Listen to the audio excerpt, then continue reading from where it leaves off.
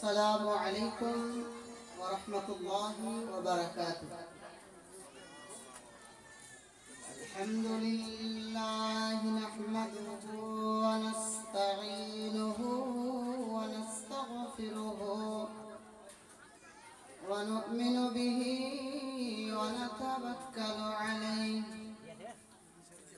ونعوذ بالله من شرور أنفسنا ومن سيئات أعمالنا.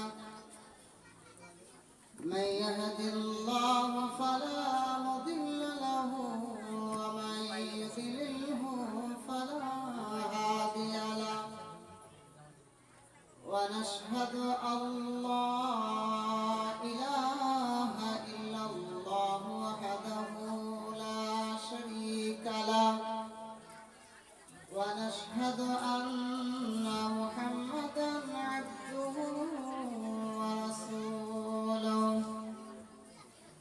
أما بعد فإن خير الحديث كتاب الله وخير الهدي هدي محمد صلى الله عليه وسلم وشر الأمور محدثاتها وكل محدثة بدعة وكل بدعة ضلالة وكل ضلالة في النار.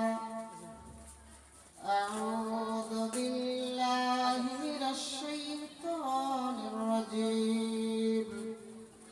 بسم الله الرحمن الرحيم. يوم تشهد عليهم ألسنتهم وأيديهم وأرجلهم بما كانوا يعملون. وقال النبي صلى الله عليه وسلم: سئل رسول الله صلى الله عليه وسلم عن أكثر ما يدخل الناس الجنة، قال: تقوى الله وحسن الخلق. وسئل عن أكثر ما يدخل الناس النار، قال: الفم والفرج. আল্লাহ আমার রব, এ রবি আমার সব। আল্লাহ আমার রব, এ রবি আমার সব। দমে দমে তন মনে তারি অনুভব। দমে দমে তন মনে তারি অনুভব। আল্লাহ আমার রব, এই রবি আমার সব। তোমার দুনিয়াতে আমি যেদিকে তাকাই, কতই নিয়ামতে ডুবে আছি সবাই। তোমার দুনিয়াতে আমি যেদিকে তাকাই, কতই নিয়ামতে ডুবে আছি সবাই।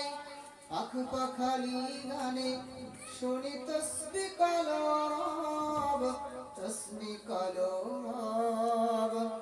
আল্লাহ আমার রব, এ রবি আমার সব। আল্লাহ আমার রব, এই রবি আমার সব। তোমার মাদাদ পেলে আমি আর না কিছু চাই।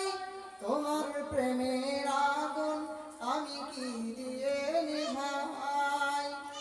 তোমার মাদাদ পেলে আমি আর না কিছু চাই।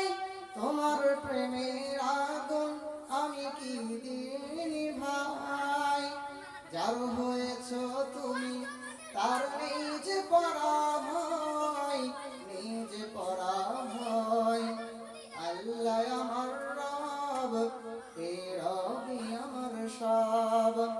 আল্লাহ আমার রব, এই রব রবি আমার সব, দমে দমে তন মন তারি অনুভব, দমে দমে তন মন তারি অনুভব, আল্লাহ আমার রব, এ রবি আমার সব।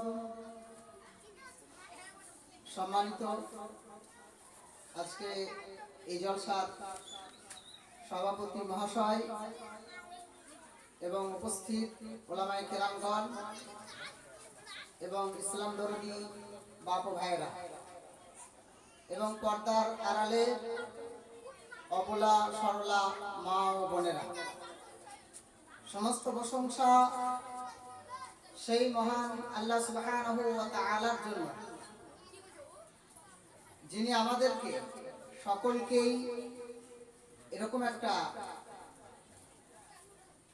ভালো কাজে এসে বসার সুযোগ করে দিয়েছেন।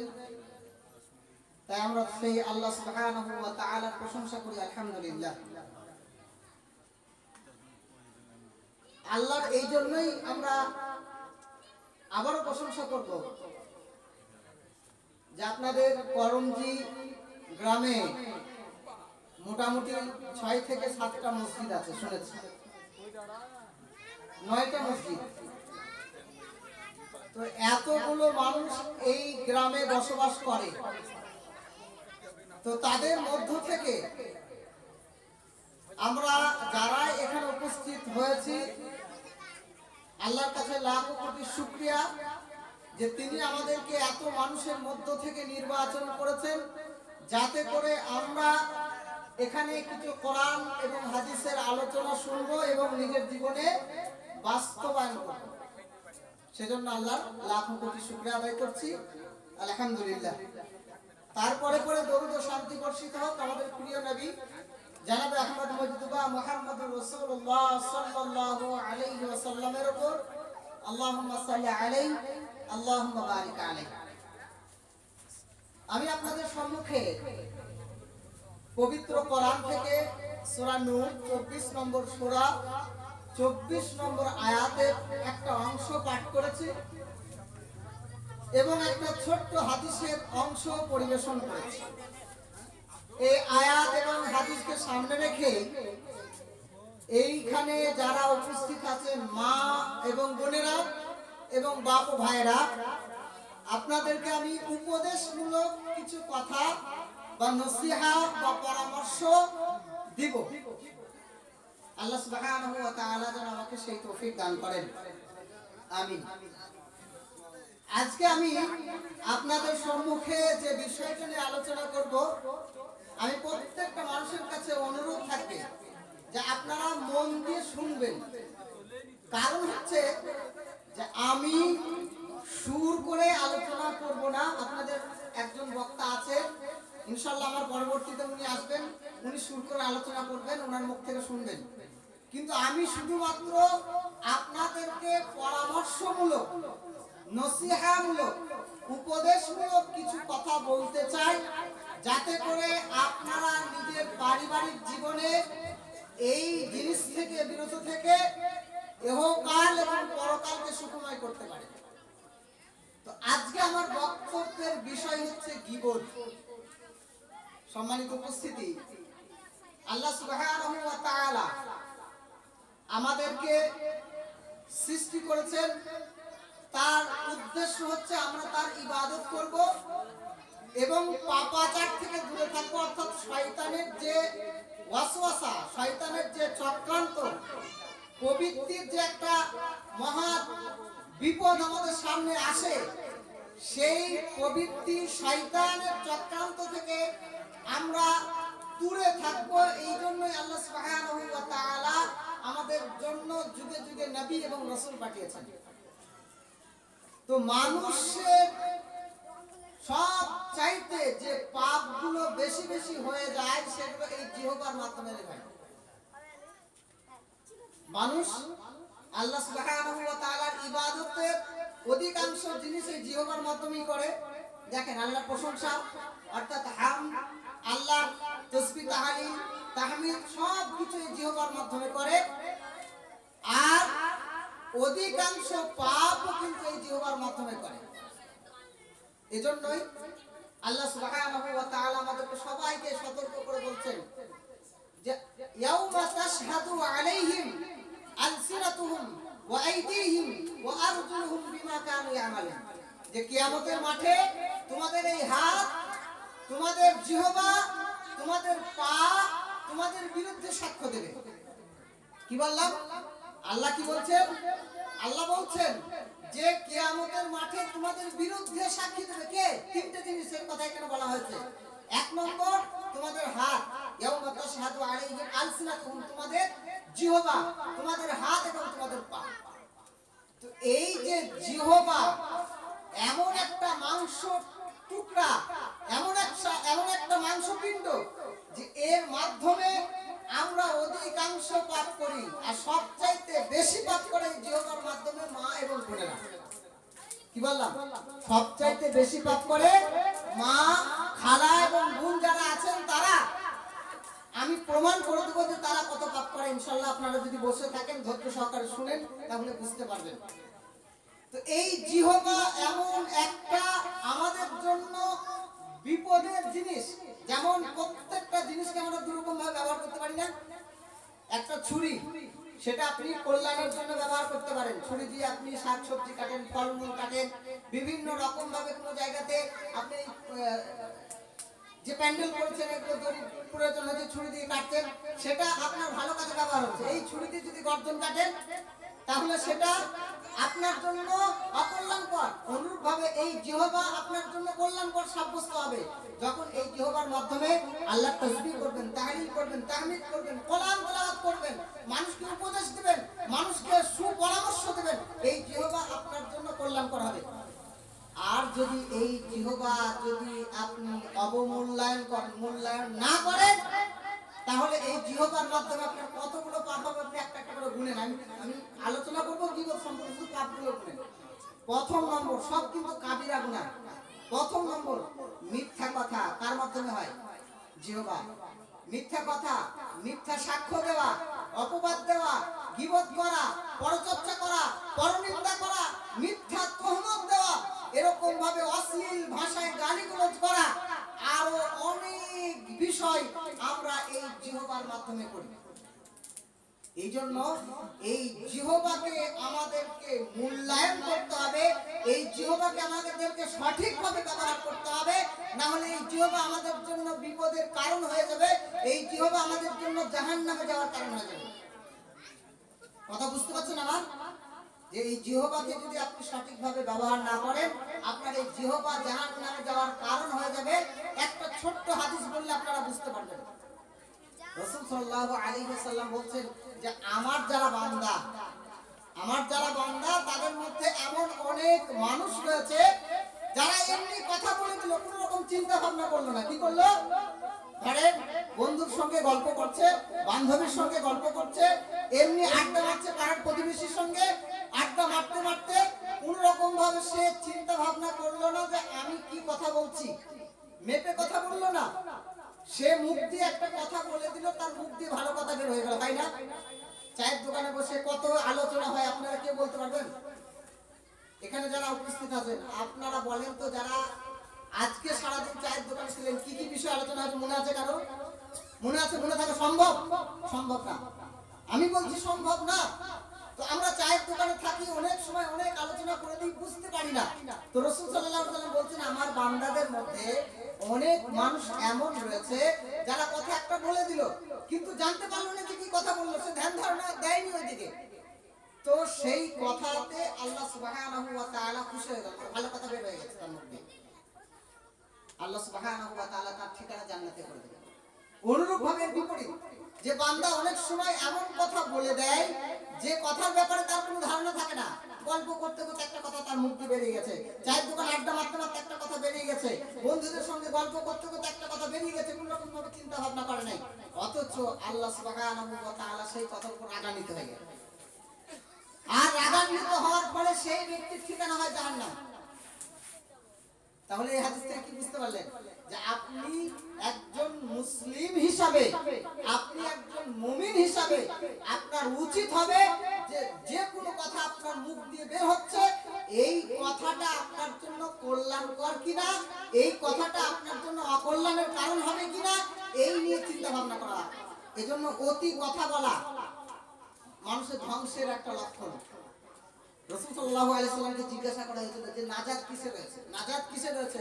অনেকগুলো কথা বলেছিলেন, তার মধ্যে একটা কথা বলেছেন যে নাজাত যদি পেতে চাও তাহলে চুপ থাকো, নাজাত যদি পেতে চাও তাহলে চুপ থাকো। যত চুপ থাকবেন, যত কম কথা বলবেন, যত প্রয়োজনীয় কথা বলবেন, তত আপনি বেঁচে যাবেন।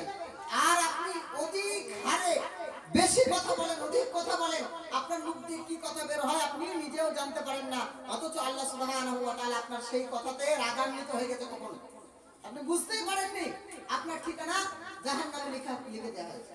সেজন্য আমি আপনাদেরকে আরো একটা হাদিস শোনাবো, এই জিহ্বা কতটা গুরুত্বপূর্ণ ভূমিকা পালন করে আপনার জান্নাত এবং জাহান্নামে যাওয়ার জন্য।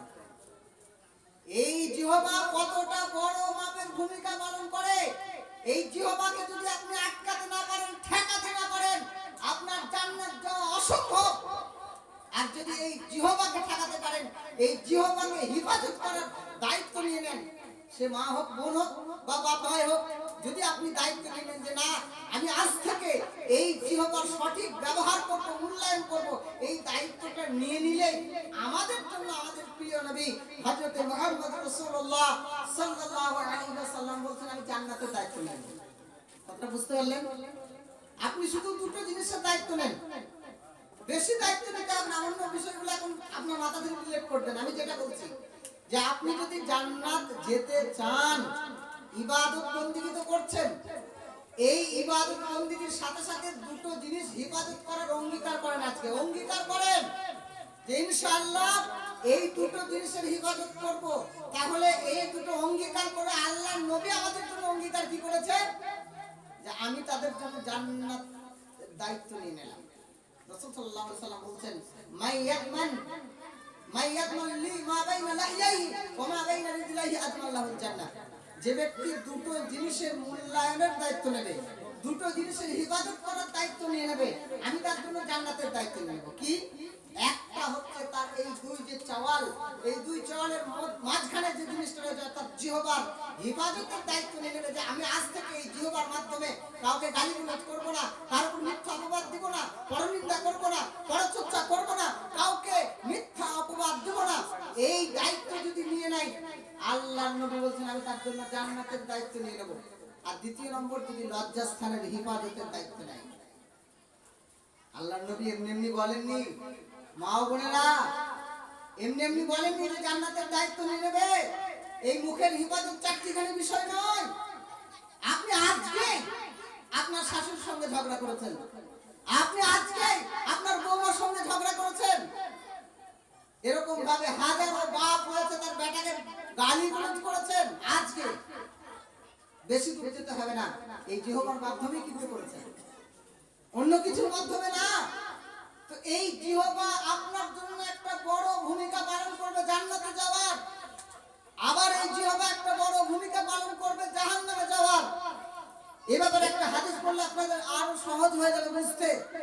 রাসূল সাল্লাল্লাহু আলাইহি ওয়াসাল্লামকে সাহাবায়ে কেরাম যখন জিজ্ঞাসা করলেন, সুইলান আকসার মা ইউদখিলুন নাসাল জান্নাহ, ইয়া রাসূলুল্লাহ জান্নাতে যাওয়ার জন্য সবচাইতে বেশি কোন জিনিসটা নিয়ে যায় জান্নাতে মানুষকে?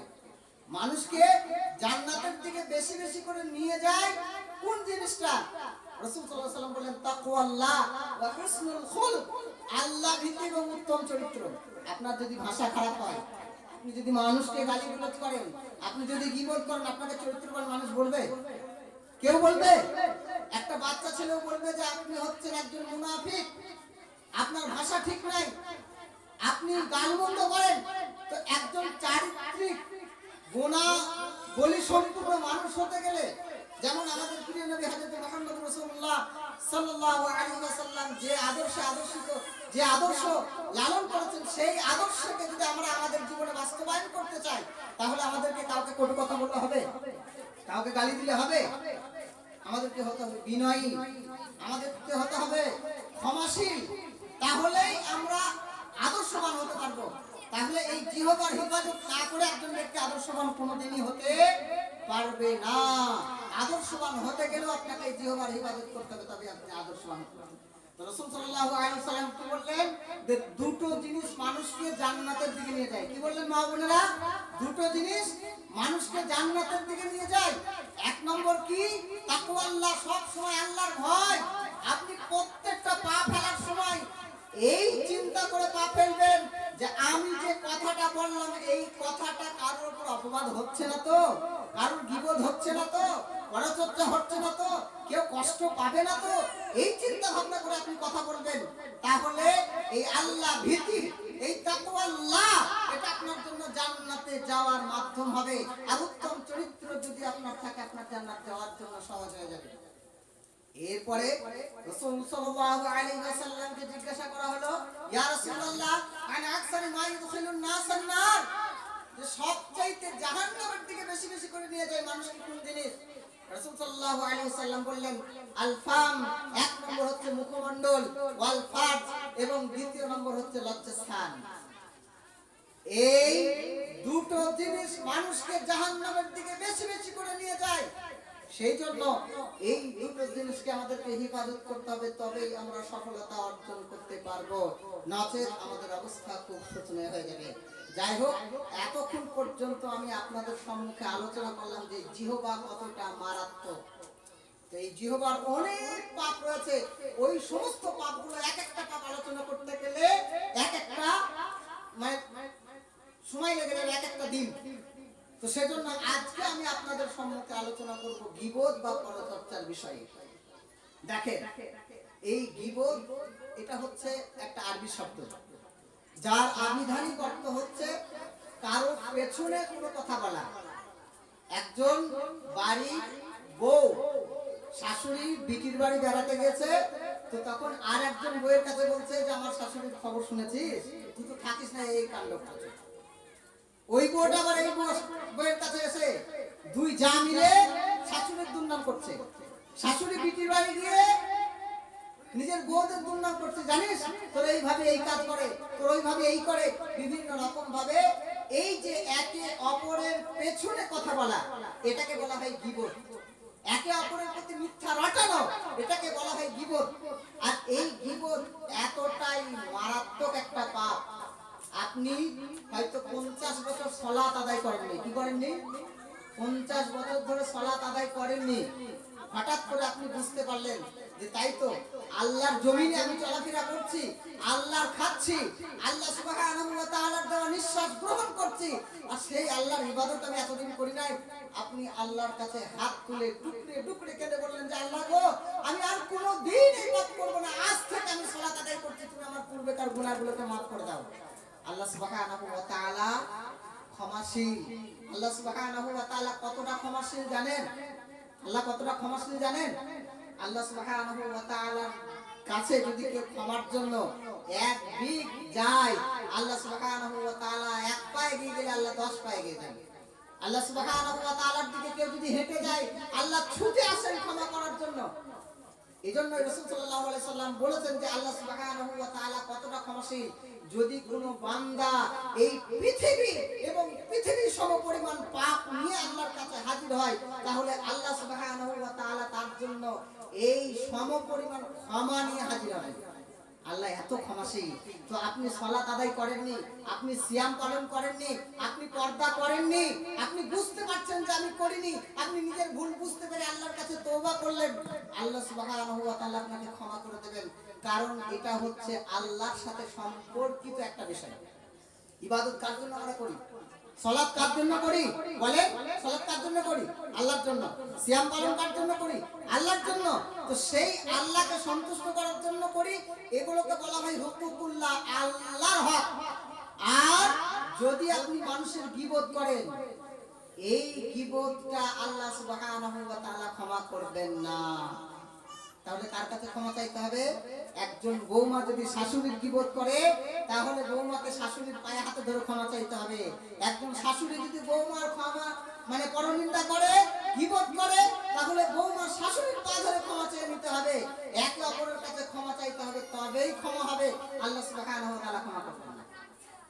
শুধু তাই নয়, এই গীবত এতটাই মারাত্মক যে এই গীবত করার জন্য আল্লাহ সুবহানাহু ওয়া তাআলা আমাদেরকে এই গীবত থেকে যাতে করে আমরা বেঁচে থাকি সেজন্য এই গীবত যারা করে তাদের ব্যাপারে বলেছেন, যারা গীবত করে তারা মৃত ভাইয়ের মাংস খায়, গোশত হাউ হাউ করে খায়।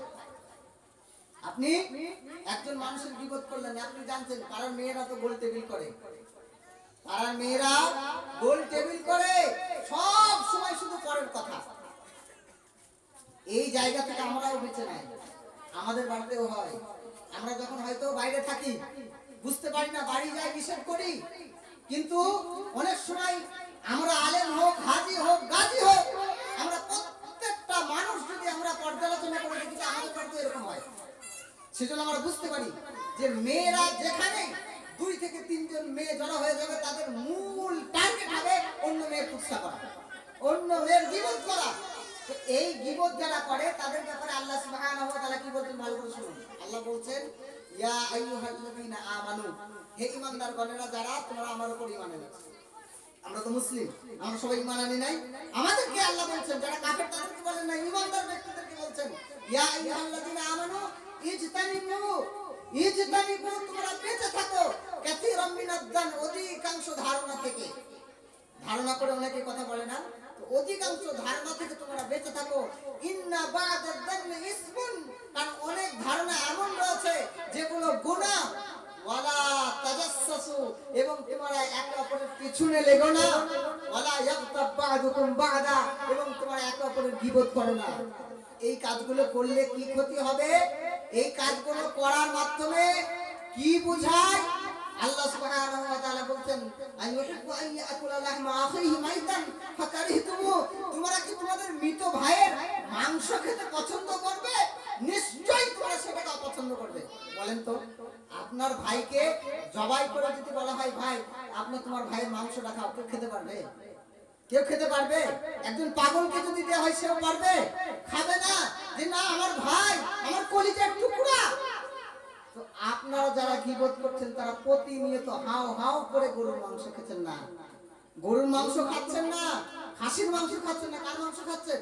নিজের ভাইয়ের। এর কথা কে বলেছেন?